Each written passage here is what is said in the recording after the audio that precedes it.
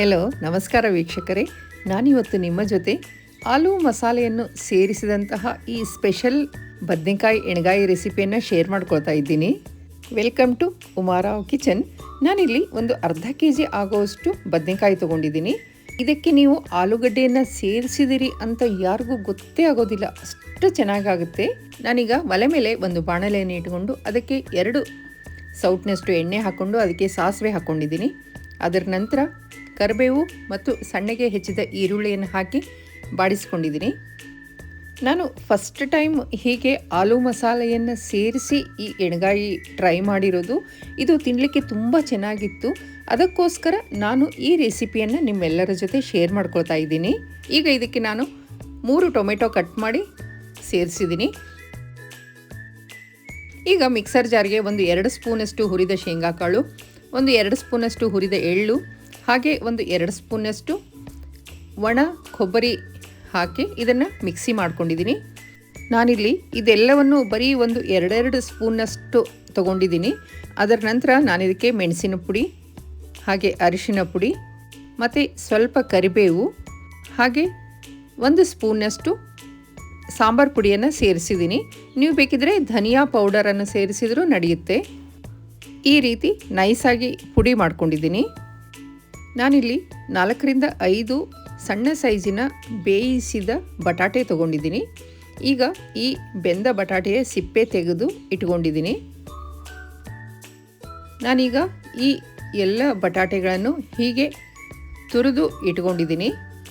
ನೀವು ಒಂದು ಸಾರಿ ಇದನ್ನು ಟ್ರೈ ಮಾಡಿ ನೋಡಿ, ನಿಮಗೆ ಹೇಗೆ ಅನಿಸುತ್ತೆ ಅಂತ ನನಗೆ ಕಾಮೆಂಟ್ ಮೂಲಕ ತಿಳಿಸಿ. ಇದು ನೋಡಿ, ನಾನು ಆಲೂಗಡ್ಡೆಯನ್ನು ಹೀಗೆ ತುರಿದು ಇಟ್ಕೊಂಡಿದ್ದೀನಿ.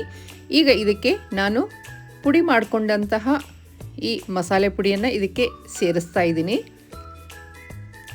ಈಗ ಇದಕ್ಕೆ ರುಚಿಗೆ ತಕ್ಕಷ್ಟು ಉಪ್ಪು ಹಾಗೆ ಚೂರು ಬೆಲ್ಲವನ್ನು ಸೇರಿಸ್ತಾ ಇದ್ದೀನಿ. ಅದರ ನಂತರ ಇದಕ್ಕೆ ಸ್ವಲ್ಪ ಕೊತ್ತಂಬರಿ ಸೊಪ್ಪು ಸೇರಿಸಿ ಇದನ್ನು ಚೆನ್ನಾಗಿ ಮಿಕ್ಸ್ ಮಾಡಿ ಇಟ್ಕೊಂಡಿದ್ದೀನಿ. ಈ ಕಡೆ ನಮ್ಮ ಈರುಳ್ಳಿ ಮತ್ತು ಟೊಮೆಟೊ ಚೆನ್ನಾಗಿ ಬೆಂದಿದೆ. ನಾನು ಈಗ ಈ ಬೆಂದಂತಹ ಈರುಳ್ಳಿ ಮತ್ತು ಟೊಮೆಟೊವನ್ನು ಒಂದು 2 ಸೌಟಿನಷ್ಟು ಈ ಮಸಾಲೆಗೆ ಸೇರಿಸ್ಕೋತಾ ಇದ್ದೀನಿ. ಅದರ ನಂತರ ಈ ಉಳಿದ ಮಸಾಲೆಗೆ ಸ್ವಲ್ಪ ನೀರನ್ನು ಸೇರಿಸಿ, ಹಾಗೆ ಸ್ವಲ್ಪ ಉಪ್ಪು ಹಾಗೆ ಒಂದು ಸ್ವಲ್ಪ ಬೆಲ್ಲವನ್ನು ಸೇರಿಸಿ ಇದನ್ನು ಮತ್ತೆ ನಾನು ಗ್ಯಾಸ್ ಮೇಲೆ ಕುದಿಲಿಕ್ಕೆ ಇಟ್ಟಿದ್ದೀನಿ. ಗ್ಯಾಸನ್ನು ಸಿಮ್ಮಲ್ಲೇ ಇಟ್ಟಿದ್ದೀನಿ. ನೋಡಿ, ನಾನಿದಕ್ಕೆ ಮತ್ತೆ ಬೆಂದ ಈರುಳ್ಳಿ ಮತ್ತು ಟೊಮೆಟೊವನ್ನು ಸೇರಿಸಿದ್ನಲ್ವ, ಈಗ ಇದನ್ನು ಮತ್ತೊಮ್ಮೆ ಚೆನ್ನಾಗಿ ಈ ರೀತಿ ಮಿಕ್ಸ್ ಮಾಡ್ಕೊಳ್ತಾ ಇದ್ದೀನಿ. ಹೀಗೆ ನಾವು ಒಗ್ಗರಣೆ ಕೊಟ್ಟ ಈರುಳ್ಳಿ ಮತ್ತು ಟೊಮೆಟೊವನ್ನು ಸೇರಿಸೋದ್ರಿಂದ ಇದರ ರುಚಿ ತುಂಬ ಚೆನ್ನಾಗಿರುತ್ತೆ. ನಾನು ಬದನೆಕಾಯಿಯನ್ನು ಈ ರೀತಿ ಕಟ್ ಮಾಡಿ ನೀರಿನಲ್ಲಿ ಹಾಕಿಟ್ಕೊಂಡಿದ್ದೆ. ಈಗ ನಾನು ಈ ಮಸಾಲೆಯನ್ನು ಈ ಬದನೆಕಾಯಿ ಒಳಗಡೆ ಈ ರೀತಿ ತುಂಬ್ತಾ ಇದ್ದೀನಿ. ನಾವು ಇದಕ್ಕೆ ಆಲೂಗಡ್ಡೆಯನ್ನು ಸೇರಿಸಿರೋದ್ರಿಂದ ಈ ಮಸಾಲೆ ತುಂಬ ಒಂಥರ ಪರ್ಫೆಕ್ಟಾಗಿ ಅದರ ಒಳಗಡೆ ತುಂಬಲಿಕ್ಕೆ ಈಸಿ ಆಗುತ್ತೆ. ನೋಡಿ, ನಾನು ಎಲ್ಲ ಬದನೆಕಾಯಿಗೂ ಇದೇ ರೀತಿ ಈ ಮಸಾಲೆಯನ್ನು ತುಂಬ್ತಾ ಇದ್ದೀನಿ. ಈ ಮಸಾಲೆಗೆ ನಾವು ಆಲೂಗಡ್ಡೆಯನ್ನು ಸೇರಿಸಿರೋದ್ರಿಂದ ಇದರ ಟೇಸ್ಟ್ ತುಂಬ ಚೆನ್ನಾಗಿರುತ್ತೆ. ಮತ್ತು ನಮಗೆ ಈ ಶೇಂಗಾ ಬೀಜ ಹಾಗೆ ಎಳ್ಳು ಹಾಗೆ ಕೊಬ್ಬರಿಯನ್ನು ಜಾಸ್ತಿ ಪ್ರಮಾಣದಲ್ಲಿ ಹಾಕೋ ಅವಶ್ಯಕತೆ ಇರೋದಿಲ್ಲ. ಇದು ನೋಡಿ, ಎಲ್ಲವನ್ನು ನಾನು ಈ ರೀತಿ ತುಂಬಿಟ್ಕೊಂಡಿದ್ದೀನಿ. ಈಗ ಈ ಕಡೆ ಈ ಮಸಾಲೆ ಕುದೀತಾ ಇದೆ. ನಾನೀಗ ಆ ಮಸಾಲೆಗೆ ಈ ಮಸಾಲೆ ತುಂಬಿದ ಬದನೆಕಾಯಿಗಳನ್ನೆಲ್ಲ ಸೇರಿಸ್ತಾ ಇದ್ದೀನಿ.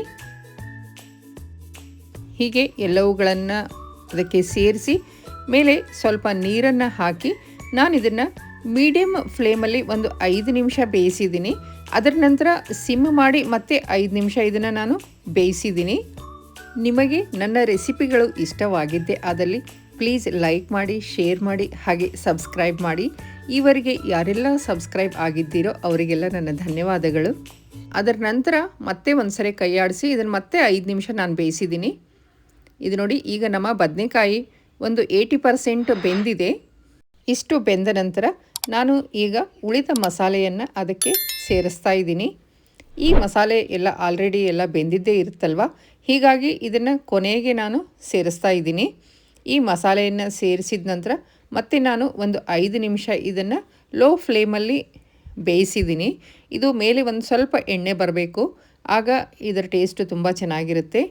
ಕೊನೆಗೆ ಇದಕ್ಕೆ ಕೊತ್ತಂಬರಿ ಸೊಪ್ಪನ್ನು ಸೇರಿಸಿದರೆ ನಮ್ಮ ಆಲೂ ಬದನೆಕಾಯಿ ಎಣ್ಗಾಯಿ ರೆಡಿಯಾಗುತ್ತೆ. ಈ ಆಲೂ ಮಸಾಲೆ ಹಾಕಿದಂತಹ ಬದನೆಕಾಯಿ ಎಣ್ಗಾಯಿ ನಿಮಗೆ ರೊಟ್ಟಿ ಜೊತೆ, ಚಪಾತಿ ಜೊತೆ, ಹಾಗೆ ಮುದ್ದೆ ಜೊತೆ ಕೂಡ ಇದು ಒಳ್ಳೆ ಕಾಂಬಿನೇಷನ್ನು. ನೀವು ಇದನ್ನು ಒಂದು ಸಾರಿ ಟ್ರೈ ಮಾಡಿ ನೋಡಿ ಹೇಗಿತ್ತು ಅಂತ ತಿಳಿಸ್ಲಿಕ್ಕೆ ಮರಿಬೇಡಿ. Thank you.